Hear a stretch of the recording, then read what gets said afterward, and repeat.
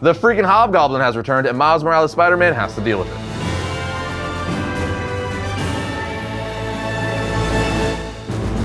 What up, my comic comrades? Recently, Miles Morales' Spider-Man wrapped up the Carnage Reigns 7-issue storyline, which was epic and among other things, gave Miles an Iron Spider suit. Something we may cover in the coming weeks. But in his brand new arc starting in issue 8 of Miles Morales' Spider-Man, the freaking Hobgoblin has returned and Miles has to face him. So let's see how the return of this major Spider-Man villain goes down. The issue starts off with Miles and his friends at a Brooklyn food truck festival, with Miles saying, "Oh my god, I've never seen so many food trucks in my life." Miles' friend Judge says, "You say that every single time we come, and every single time we have to leave early because you ate too much." Miles replies, "How about you just let me live?" Tiana, aka Starling, Miles' girlfriend, tells Miles, "Judge is right, you absolutely do not have any self-control." As they make their way to the food trucks, Miles' spider sense goes off saying, "Where's the threat?" as he says there and sees a drone. Starling then says, "Miles, chill," with Miles clearly still on edge as we see a father flying a drone with his daughter. Starling says, "Look, we're not gonna do that. We're not gonna keep everything inside again. Spill it. What was that about?" He says, "I don't know, I guess with everything going on, the rebel stuff and then Carnage, I've just been very jumpy lately. So like sometimes my spidey sense just goes off even when nothing's there." She then grabs his hand trying to talk him down and comfort him. She then gets his mind off of things, getting him some food and coffee, which he scarfed. They then listen to a live band, play with some friends, and start kissing. The comic then takes us to a nearby location as we see goons trying to steal something out of the Beyond Corporation. Which is kind of crazy because the Beyond Corporation has been causing a ruckus, if you will, in the Amazing Spider-Man title, and now it's bleeding over into Miles' title. Anyway, the goons then break in, turning off the building's security measures as we get narration from the Hobgoblin. He says, "Been feeling that itch again, at the back of my brain. That voice, whispering, there's something I must do." As the goons start making their way to steal stuff, we get more narration from the Hobgoblin saying, "I remember leads and Spider-Man and a voice. It's all so hazy, like a dream or a nightmare. But then I woke up, the whispering stopped. Things were clear for a while, but now it's back, suggesting, influencing, commanding. There is something I must do." As he starts attacking the goons from the shadows and the rafters, with them not knowing who or what is attacking them. Now I do want to pause here for a second because I know several of you are asking, it's awesome that Hobgoblin is back, but which version of Hobgoblin is this, as there's been several people to take up the mantle? Well, judging by his internal monologue referring to leads and Spider-Man, this is most likely Roderick Kingsley Hobgoblin. And he's been able to suppress the Hobgoblin side of himself all these years, but for whatever reason has awoken to get this new job of his done. Goblin then continues to attack the goons, saying to himself, "My brief time,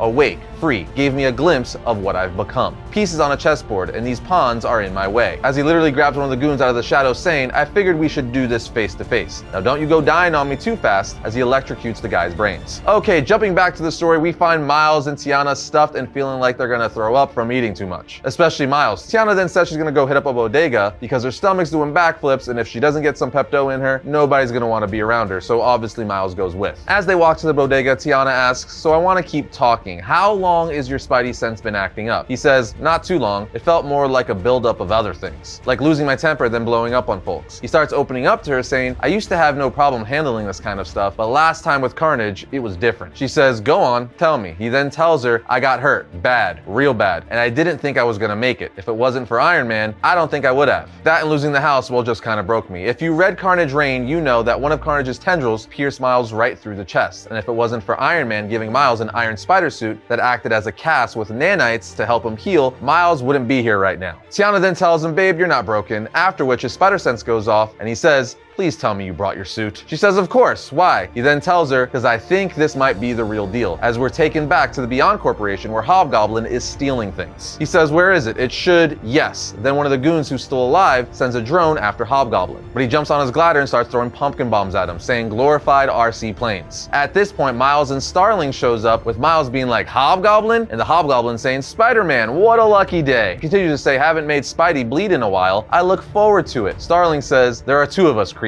As she kicks him off the glider, he says, "And you brought a new vulture with you too." She says it's Starling, but she is indeed the granddaughter of the vulture, hence Hobgoblin's confusion. The two then start tag teaming Hobgoblin, but he gets the upper hand, getting back on his glider once again, saying, "You're only prolonging this." Something then activates in the building saying, "Emergency containment protocols engaged. Total facility lockdown commencing. Please contact the nearest Beyond safety officer." Starling asks, "What the hell is Beyond?" Miles says, "Nothing but bad news. Experimental tech, metagenetic manipulation, interdimensional travel." With Starling saying, "So it's not great that Hobgoblin has broken into the warehouse." Miles says, "Really not great." Hobgoblin then looks at them saying, "Don't you know what the Beyond eggheads were using building this tech for, but I can realize its true potential. So I think it's time to take out the last pawns and make room for the queen. With Starling asking, "Queen? Who the hell is he talking about?" Gonna pause for a second because as for me, I gotta assume he's talking about the Goblin Queen. Hobgoblin then starts throwing pumpkin bombs everywhere, saying, "Can't have any loose ends, Spider, but no, you're dying for a greater cause." As Miles says, "Maniac's gonna bring the whole damn building down." Explosions go off, and Starling and Miles are separated as a shutter activates in the warehouse, separating the two. Elsewhere, Miles gets up saying, "I absolutely cannot have any more buildings fall on me this year. Plus, my spider sense is still wonky and it's throwing me off." And Hobgoblin is being extra crazy today. As he checks out the drone trying to find his way to Starling, he keeps saying, "I have to get my spider sense worked out because there's no telling what's out there waiting for me." As we see Hobgoblin sneak attack him from behind with a pumpkin bomb as the issue ends. There you have it, guys, the return of Hobgoblin. I can't wait to keep reading this story because Hobgoblin is one of the best Spider-Man villains, and it's really nice to see him fight Miles. It's also nice to see that this is Roderick Kingsley Hobgoblin, as he's the first Hobgoblin. I'm just very curious to see where this all goes and who exactly is the queen that Hobgoblin was working for, and why is she bringing him back out to play. All questions will be answered in due time, so let us know if you want us to continue this series down in the comments. Other than that, we'll see you guys next time when I talk about all things comics.